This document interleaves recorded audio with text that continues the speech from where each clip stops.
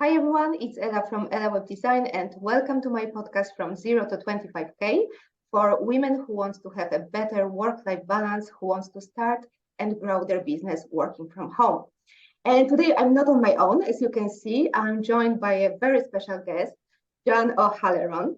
And Johanne is a business mentor and sales expert for coaches and holistic therapists. And today we want to share her story from 0 to 25K. So I think it will be very inspiring for all of us. Johanne, would you like to introduce yourself? Yeah, thanks so much for having me on. So Thank I'm you very Johanne, much, and for your time. of course, I love doing stuff like this. And I think these are topics that are super important for women because it can be super scary when you're starting out and we're not always fully supported. So I think the more that this message can get out, the better. So I really applaud you for talking about this. But I'm Johanne. Obviously, I'm a single parent. I'm soon to be a grandmother. She is due in 4 days' time. So by the time this goes out, the baby could be here. Yeah. But when I started my business during COVID, I never wanted to be an entrepreneur. It was never like my dream. It was never, when I grow up, I'm going to be. I actually wanted to be a dancer, truth be known, until I put my knee out when I was 14. But I had worked in the corporate world for 17 years. I worked in human resources and I hated it, but I didn't know any different. There's parts of it that I loved, but in general, it was not for me. I didn't like the conflict. It never flowed great, but I was really good at it. And I kept working my way up. Like I was always really ambitious and driven. And now I know that what it was called is like an unconscious competence. I didn't realize how good I was. I used to joke and say, imagine if I actually cared about this job or cared about, if I really enjoyed it, imagine what I could accomplish. And it never occurred to me that actually there was something underneath that. But anyway, 2020 happened. And I had been in a really toxic relationship. I didn't know it was toxic at the time, but I had had 2 miscarriages. And the second miscarriage had happened in 2018, but it had carried on for the next 2 years and couldn't function properly. Like I don't know how to explain it. I just couldn't function properly. Like Leah asking me, so my daughter asking me, what was for dinner was sending me into like this massive head spin. I was managing a team of 18 people at the time, and like them asking me, we'd have a normal Monday morning meeting to talk about the schedule for the week. I couldn't even process what they were saying, or if they needed like confirmation about something or signatures on something. It just was like, I've never felt the overwhelm like it. So I went to counseling to try and figure out what was going on. And she said to me that, I'd reached the end of I'd reached my crossroads. So she said, I'd reached the end of the road of this particular journey and I was refusing to make a decision. I was like, nope, that's not it. It's not it. It's just not it. So I kept going the way I was going, but it was getting worse. And the relationship I was in was getting significantly worse. So 2020 came, everything came to a head and I went, I actually can't deal with anything anymore. I'd woken up one morning and I was sitting at the end of my bed and I don't know what it was. It was whatever way the sun came in and the curtain that hit me. It was like, when you just get this epiphany and you always remember the moment. And I was sitting on the bed going, I'm in a relationship where I don't actually like the person because I'm being treated like crap and I'm allowing myself to be treated like crap. I don't have a good relationship with my daughter. I don't have the family that I wanted. I hate my job. I love the people in my job, but I hate my job. What am I doing? So we ended the relationship and again went back for counselling. And I, to this day, am forever grateful to this counsellor who was also called Johanne. In our second session, she said to me that counselling was not what I needed. She's like, you know exactly what's going on with you. She was like, you actually need like a complete inner healing. Like, so she suggested energy healing for me, which to this day I swear by. And she said a coach would do me the world of good because it wasn't backwards I needed to go, it was forwards. And she said I was kind of getting stuck in that bundle of going backwards all the time, whereas I just needed like something to actually get my teeth stuck into and go. So I was like, great. I was like, okay, I'm going to start looking for signs. This is it. I'm all in. Happened to read The Secret, which is where everything changed. So I'd actually gone for energy healing. And this lady said to me to read The Secret, and I had never read it before, which seems to be shocking to so many people in 2020. But I read The Secret and I was like, oh my God, Bob Proctor. I love Bob Proctor. I think the man is amazing. Oh my God, I love so Bob maybe Proctor. let's explain for people who doesn't know what is The Secret. So Johanne, if you can. So The Secret is a book based on the law of attraction, and it has different, I suppose, thought leaders from around the world that are sharing how the application of the law of attraction has changed their lives. And they talk about it in various different ways, from relationships to business to money to health. So it covers all of that. And it kind of gives you an overview as to what the law of attraction is like. So Bob Proctor, being one of these people, was all about him. And I decided I want to get to know more about Bob Proctor. And in a nutshell, ended up finding my mentor because an ad popped up on Facebook with her and Bob Proctor. So, it's a sign. She's my savior. So literally this all happened in the space of 72 hours. Went then to a seminar with her. I was like, you're the person that's going to fix me. You're it. I have no idea what I want. I have no idea, but you're going to fix me. And a week later, I signed up with her, and I remember having a conversation with her going, I have no idea what I want, but all I can do is tell you everything I don't want. She's like, it's fine. We'll totally sort it out. And and a funny story is I didn't even have the money to pay her. Like, I couldn't afford her at all, because after coming out of that relationship, having been but the fact that we were in COVID, and I had changed jobs and taken over half of a cut in my salary. And then COVID hit, which reduced my normal working hours into 15, which was a significant cut again. So I couldn't even pay my mortgage. So here comes along this woman that's $6,000, and I'm like, I have no savings, credit cards maxed out, I currently can't pay my mortgage. But let's do it. It'll all work out. And that's where my business started, like completely from there, because when I was working with her, trying to figure out what I wanted, it kept coming back to, I hate human resources, but why have I stayed in it so long? It can't have all been about the money and because it's, it's a secure job. What else was underneath that? It's safety. Very often we know that, it doesn't suit us 100%, but we're staying because it's always, it's something that we know, and we feel safe. It's our comfort zone. Like, we don't like it, but we're staying. I know. Yeah, it's so true. And there was something else in there that I really loved, which was because I was blessed to have such an incredible team around me. But what I really loved was when I was mentoring them and uplifting them, and I used to get super excited when they'd go off and get a new job, like that was better than the one I had. And I remember my boss always giving out to me going, Johanne, we can't keep losing the team like this. And I'm like, well, hang on a second, we also don't have the jobs here for them. I don't want somebody to stay in a job that they hate just because they're loyal to me. I was like, that's crazy. I was like, if they can go get a better job and we have given them the tools and the resources and created their confidence and built up their confidence that they can go do it, hell yeah, go do it. But it was that I love. So when I really dug down deep and was like, that's actually what kept me going back to human resources, because there was an element of it that just lit me up. And I realized on those days where I had like my team days, or like the days where we had the team meetings, I used to get super excited, but never realized why until I stopped and gave it some thought. So it was like 4 weeks into my journey with my mentor that I was like, actually, I want to be a coach. I already am one. So I want to be one. I actually want to do this. Like, this is what I want to do as a living. And that's where my business was birthed from. Yeah. So do you think you will come up with it yourself, or you needed your coach too? No, I wouldn't have a lot, because I was so stuck in my pathway.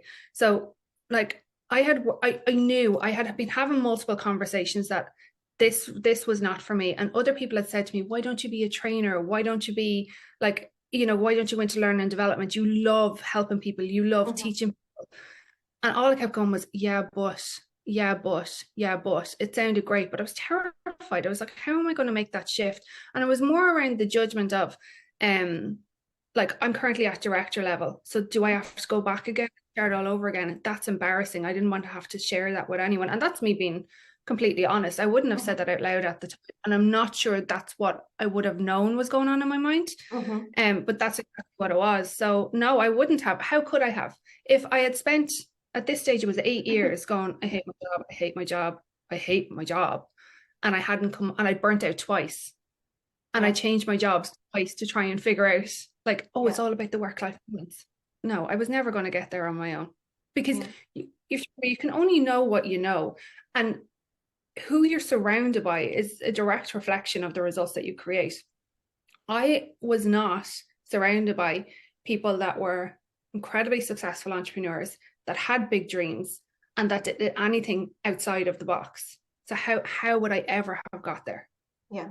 And sometimes, you know, you are too close. Like you are, even when later on when you are running your own business, sometimes it's good to have the like second eyes on your business, because you are too close. You cannot see the solutions that are in front of you very often. They're so very obvious for others, right? So as you were saying, you know, people were saying you are so good with people and you couldn't see it at the moment. So you needed a coach to point it out in a good direction. Okie dokie. Tell me what it's completely different to work for somebody, and it's completely different to work for yourself. What mindset shift you have to make to move on to start your business? So, I will say it's an ever evolving process. So I think if anyone is at the start of their journey, to know that you're not going to get it instantly. You're not. And you've got to be willing to take the little steps every single solitary day. Because if I look at, say, the journey that I've gone on, and like I started a coaching certification at the same time as 200 other people. There's only about 8 of us that have actually made a successful business. And I want to share why this is, so that people can, you know, move forward in their business. It's not because we're better. It's not because we're different. The difference being is every day we took those little steps. Every day when something didn't go right, it was like, okay, why didn't that work? What could I do differently? Versus going, oh my God, I'm a piece of crap. I can't do this. Yeah. And that really matters. So there's a big difference between like being an employee and being a business owner, like an entrepreneur, because as an employee, we're not that we're necessarily waiting to be told what to do, but there's a process, there's a structure, there's a flow, there's usually guidelines, or there's operational manuals. There's something or somebody that we can go to that will direct us and correct us if we're not doing things in the right way. But when you're a business owner, you're the person that's fully responsible for it. If it's going to happen, it's up to you. Nobody else is going to tell you how to do it. And a lot of entrepreneurs start off by following exactly. Sorry, I just wanted to add, unless you have a coach who can direct you. For sure, 100%. And the thing is, most entrepreneurs don't get a coach in their first year. Yeah. They try and do it themselves, and then wait to get to the year and go, oh my God, this isn't working. So that's why I want to share that, is that like most people will start off following the same flow as what they did as an employee, and wait for it to happen. Expect somebody to come along and fix it for them. Expect them to get this epiphany, or that, you know, something that they find on Google or a freebie will change everything for them. But that's not the way it is. When you're a business owner, you have to step into that responsibility and go, okay, if it's to be, it's up to me.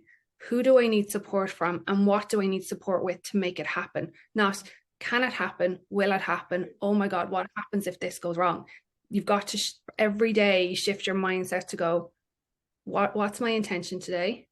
What do I want to create? So what's on my, like, your goal, your vision? What is that specific thing for that day? What do I need support with? And who do I need support from to make it happen?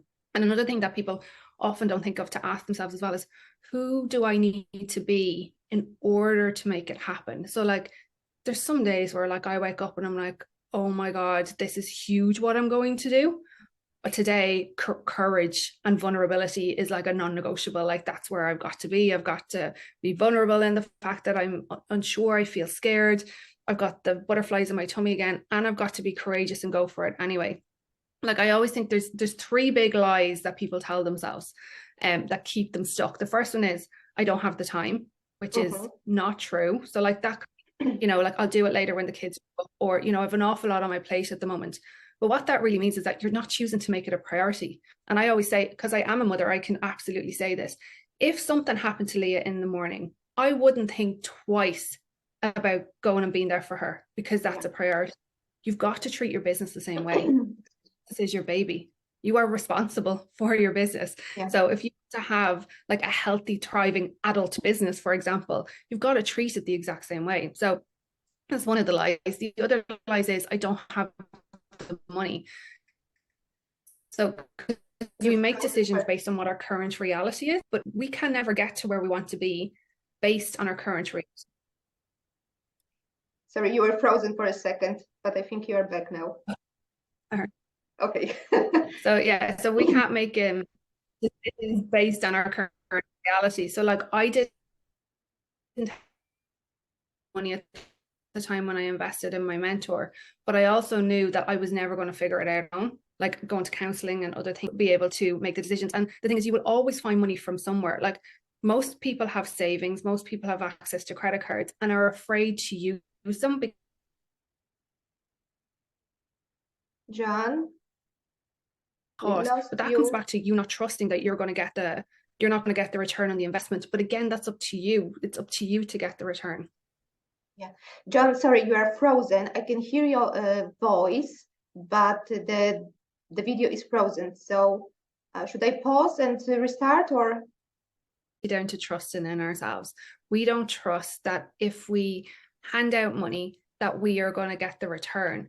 But again, it comes down to we're responsible for making it happen. Nobody else can make it happen for us. Like I always say, any strategy will work, but it's down to the person that's applying it as to whether or not it will work, because we put conditions on things. It's like, yes, that sounds great, but here's my terms and conditions as to why I'm not going to do that. You know? So it's incredible like what our minds do, which is why our mindset's so important. But the third lie is I need to do things in my own time. That's not true. That's actually a complete lie to keep you stuck exactly where you are and to live in fear and to live in scarcity. Like I think people think that when they see like, you know, like whenever I talk about my successes or my clients' successes, like, oh my goodness, there's something different about you. It's well for you. You have the confidence, you have X, Y, and Z. And it's like, that's not true. Every day I get up and I make a decision, a committed decision to follow through, because there's two things that we really lack in life. And people are going to get cross about this. And I love this because it's integrity and committed action. We don't follow, we're not integrous as people. We will say something and then we will make every excuse under the sun to not do it. It's like, how often do you see on social media, you know, that you see the jokes about like, you know, the TikToks or the reels where it's like, I'm so happy when somebody cancels and you get into bed. It's like, but that's not being integrous. If you don't want to go do something, say you don't want to go do it. And the same thing is if you've committed to something, but you're only have like dipping your toe in and you're like, well, if something else happens that's more important or that makes me feel more comfortable, I'll jump back. Integrity and commitment are the biggest problems that entrepreneurs have. And that's what stops them from following through.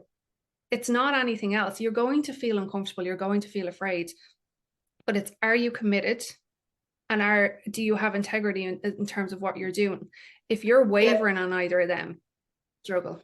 But at the same time, I would like to add that, you know, we are not a robots as well, and different, you know, life happens. So I wouldn't like if you're not consistent for one day or a few days, like don't, you know, beat yourself up because it's the worst what you can do. So just pick up yourself and start again.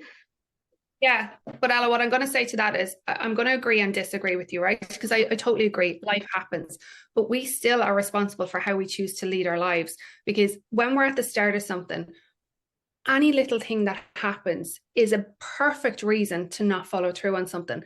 But it's when people allow that passion to continue rather than reflecting and going, do you know what, you're right. Like, you know, everything went wrong for me today. It was a shocking day. And tomorrow I'm going to pick myself up and go, okay, I needed that day today to have that grace and to have that understanding, but I'm not going to sit and dwell on it. And I'm going to make changes. If a situation like that happens again, there's something else that can go on. So like, for example, like a lot of people are parents, right? And if a child gets sick, they drop their business, right? I did this and I've seen my clients do it time and time again. However, this causes like a little bit of uncomfortableness in people because it's like they operate in an either or. I can either have my child or I can have my business. However, when something like that happens the first time, when you come back around and you've given yourself grace and like you've looked after whatever needs to be looked after, ask yourself again, what do I want in this situation? Like, so say if you have clients, you can't drop everything. There might be times where you need to, but what can you put in place so that your business keeps running anyway? And who can you get support from so that your business can keep running anyway? So like, let me give you an example. Last year, so my partner, Robert, last year, something happened with his son and we had to drop everything. It was one of those emergency situations. But I had a full day of commitments in terms of clients and in terms of I was recording interviews. So I can't just not turn up, right? I can't just not do that. However, because I had looked and gone, okay, my business is important to me. I needed to keep going anyway. Who do I need support from and what do I need support with? So I have somebody that I can always turn to. So I've brought in like a coach on like contract into my business. She's not in there all the time. But if something like that happens, I pick up the phone and call her. And then she comes in so that it doesn't fall apart. The same way, like say any of the interviews that I had, I was able to contact somebody else to go, look, can you please reschedule all my interviews for me? So that, because if we don't have set ourselves up like that, when something goes wrong, it is such a fabulous opportunity to beat ourselves up and to go, well, sure, it was never going to work. It's not the right time. I can't do this. I'm not cut out for this. And again, here's my terms and conditions. But it's to put things in place. But it's not, when something happens, it's not to beat yourself up about it. You're right. You've got to give yourself grace, but then go, what do I need to put in place so that if a situation like this was to happen again, that I can have both rather than an either or, that I can have both. Because as a business owner, we have to have both. There's nobody else responsible for our business. And that's why I'm saying integrity and committed action is crucial. Yeah, I totally agree with you. Now, to move on, because the time is running, how long did it take you to get from 0 to 25K? To your first 25K? Yeah, and it was 10 months. 10 months. So 10 months. So I made no money in the first 6 months of my business. And then I got one client. It was like, whoop, this is it. It's all going to happen now. I know this feeling.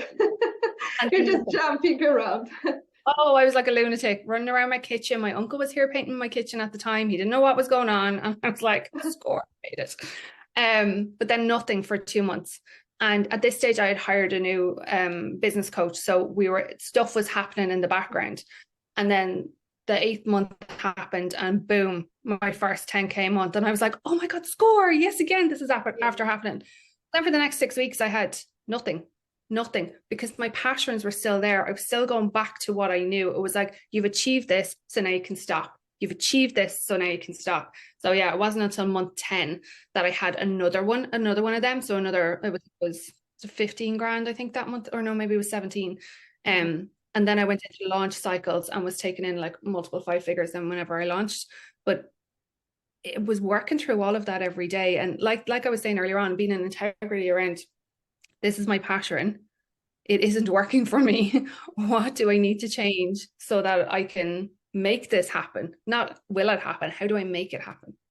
And Johanne, how you deal with all these worries and doubts? Because especially when you're starting your business, it's very difficult to separate yourself from your current results. Like, I know you should focus on your goal, what you want to achieve, and so on. But it's at the beginning, it's very difficult. Like when you see there is a month that there is no clients, there is no income coming in. So how did you deal with these worries and doubts that straight away goes to you? So I've never stopped working on my mindset and my leadership and my ways of being.